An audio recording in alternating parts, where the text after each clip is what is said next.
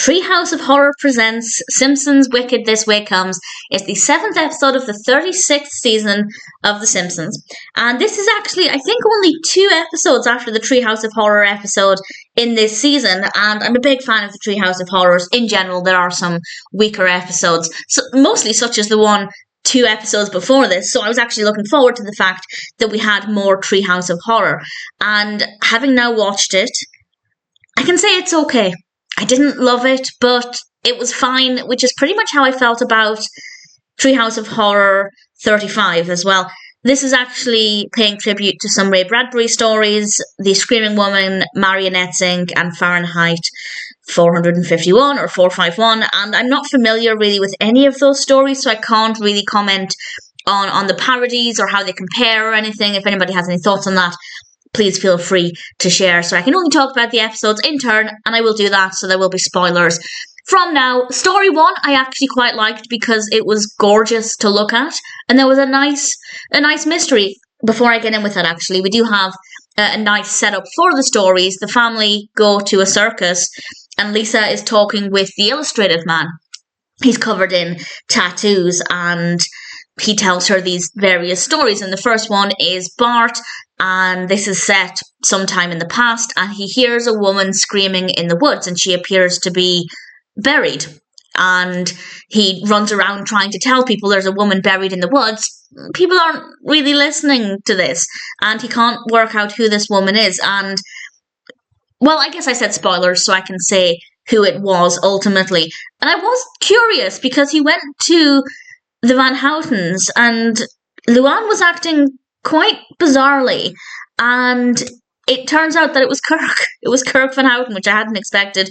The narrative is fine, I don't mind it, but visually it was gorgeous. We had a really beautiful colour palette. I love the costumes the characters were wearing. It was definitely enjoyable in that regard, and I did like the mystery of who could this woman underground be, so it wasn't too bad. Then we have the second story, which revolves around Chalmers and Skinner. Chalmers creates a robot version of himself to go and do all of the boring things in his life, such as going to school, and he bumps into Skinner, who apparently also did the same thing, and there's a bit of a problem when they both go to school, and which one's the real Chalmers, and well, unfortunately, Skinner accidentally shoots the real Chalmers, which was quite dramatic, I have to say.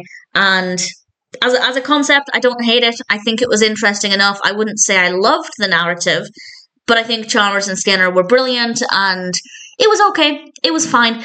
And then the third one, this is set in the future, and they're no longer allowed to watch lowbrow television. They're only allowed to watch highbrow TV shows. And everybody else seems to just accept that fate and get on with it. But Homer really is struggling with this. And he wants to start watching lowbrow television and makes the suggestion that maybe television could just be fun and entertaining. And it doesn't have to be highbrow. And not everybody is happy with this. As a concept, I really liked it, but I found the execution to be quite boring. I think the concept of arguing that television doesn't always have to be highbrow, and if it's entertaining, that's all that counts, I think that's really great. But I just found the narrative itself to be rather dull, so I didn't really love it very much, but again, it was fine. And I know I've said that a lot for this episode, but that's how I felt coming away from it. There wasn't anything badly done, and I'm happy to have a second Treehouse of Horror in the same season, within a couple of episodes, in fact. But I didn't feel that excited about it. None of them were bad.